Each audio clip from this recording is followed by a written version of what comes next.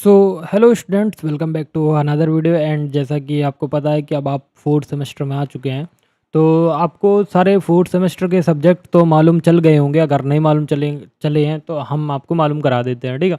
सो आपका जो सब्जेक्ट है एडा, जिसको हम एनालिसिस डिज़ाइन ऑफ एल्गोरिथम के नाम से जानते हैं, it's a very important subject because यहाँ पे आप इसको प्रैक्टिकल और मतलब प्रैक्टिकल हो गया एंड कोडिंग से रिलेटेड भी आप सीख पाओगे, ठीक है।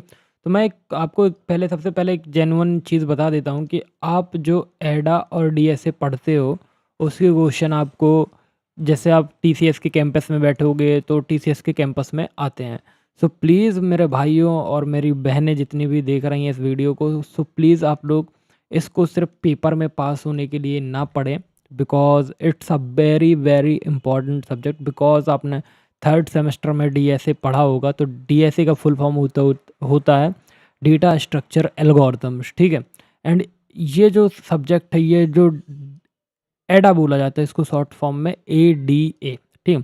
So it's full form is analysis design of algorithm, ठीक है। तो ये आपका डीएसए का एक्स्ट्रा पार्ट होता है। क्या होता है? डीएसए का एक्स्ट्रा पार्ट होता है, जो आपको एडा बोल में पढ़ना पड़ता है।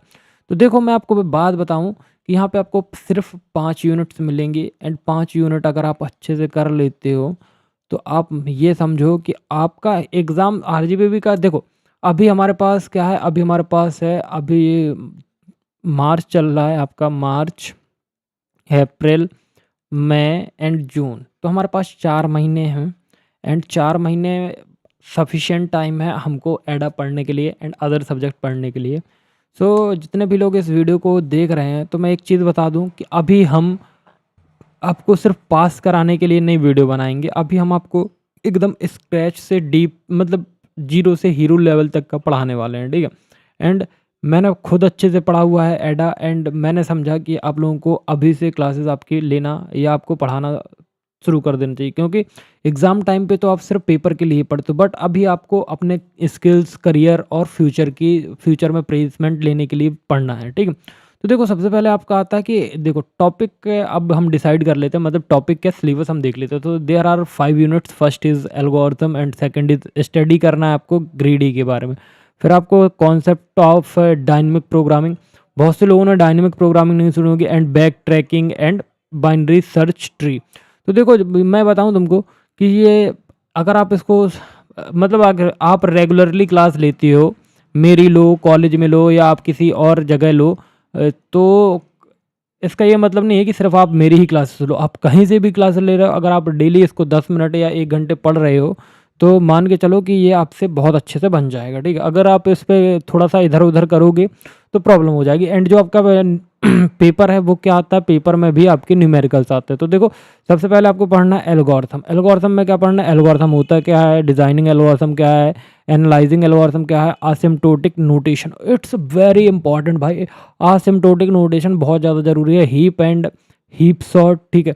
Introduction to divide and conquer technique and analysis, design of comparison of various algorithm based on this technique.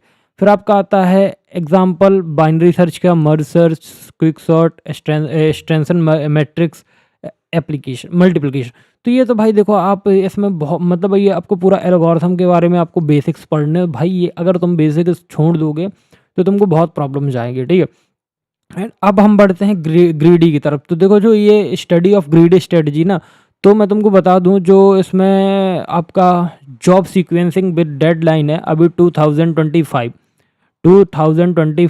के टीसीएस एनक्यूटी प्रियोरिटी कॉलेज में जॉब सीक्वेंसिंग विद डेडलाइन का एक कोडिंग क्वेश्चन आया था, जो 90 मिनट का आता है ना।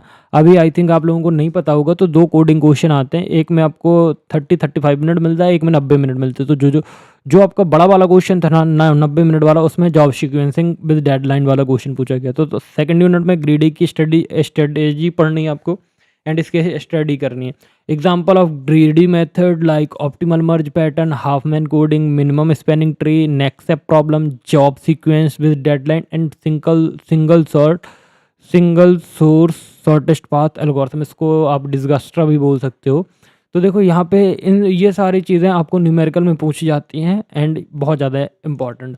फिर आपका यूनिट नंबर 3 आता है। यूनिट नंबर 3 है concept of dynamic programming problem based on this approach such as 0 1 knapsack. देखो यहाँ पे नेक्सेप प्रॉब्लम है, ठीक है, बट यहाँ पे क्या है 0 1 नेक्सेप, या तो पूरी ले जाएगी या तो आधी ले जाएगी, ठीक है।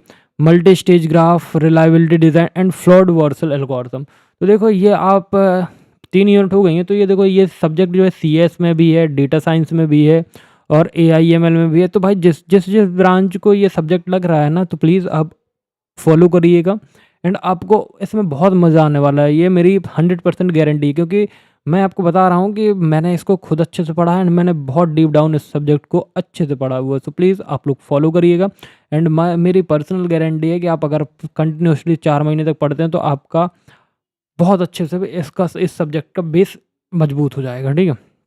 फिर आता है बैक ट्रैकिंग के कॉन्सेप्ट पढ़ने हैं एंड इसके एग्जाम्पल। अब देखो आपको 8 क्वीन प्रॉब्लम पढ़नी है, ठीक है, हैमिल्टोनियन साइकिल पढ़ना है, ठीक है, ग्राफ कलरिंग प्रॉब्लम पढ़नी है, ठीक है। फिर आपको पढ़ना है introduction to branch and bound method. उसके बाद है example of branch and bound method like travelling salesman problem, ये बहुत आता है भाई, ठीक है।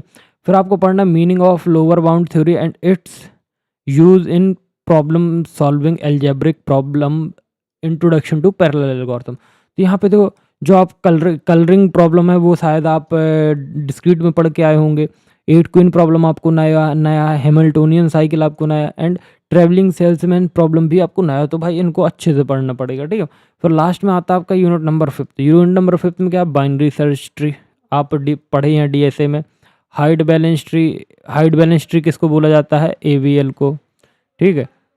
2 3 ट्री पढ़ना आपको, बी ट्री पढ़ना, basic search and traversal technique पढ़ना for trees and graph, in order, pre order, post order, DFS BFS and NP completeness. तो ये सारी चीज़ें पढ़ना।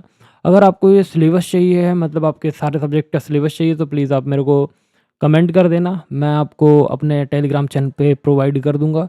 तो प्लीज़ आप लोग टेलीग्राम को भी ज्वाइन कर लेना एंड इसकी वीडियोस बहुत जल्दी आना शुरू हो जाएंगी। सो प्लीज़ आप लोग क्या करना, चैनल को सब्सक्राइब कर लेना एंड अपने दोस्तों को बता देना कि अगर भाई आप अपनी जॉब को लेके थोड़ा सा मतलब क्या है, मतलब आप थोड़ा सा टेंशन ले रहे हो, तो भाई ये चैनल है जो आपको पढ़ा रहा है, तो प्लीज़ पढ़ लो, ठीक है।